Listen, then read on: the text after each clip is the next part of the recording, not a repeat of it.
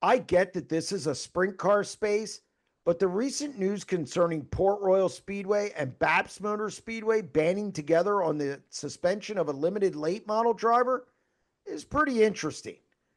We discuss it on today's edition of the Sprint Car Unlimited 90 at 9. In case you haven't heard or seen, Port Royal suspended limited late model driver Taylor Farling for an incident that occurred at the Speedway on June 28th.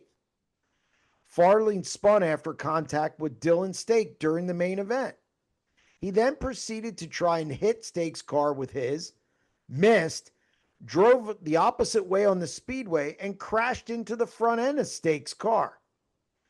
Again, late model coverage isn't our lane, but Port Royal handed down a hefty suspension that included the rest of 2025 and all of the 2026 season. Farling has to pay a fine and also stand before the race committee before he can race in 2027. Here's the interesting part. BAPS Motor Speedway has Port Royal's back.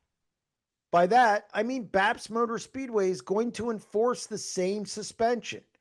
The idea is to give the penalty some teeth so that Farling can't simply race somewhere else and have no ramifications for using his car in an aggressive and detrimental manner. I've also heard that Clinton County is going to side with Port Royal and BAPS Motor Speedway. I applaud all three tracks, especially BAPS and Clinton County, for banding together, despite the possibility of losing a car for an event. In this case, the right decision won out over personal gain. So how does this apply to sprint car racing? Too often, the tracks in this region don't band together on anything.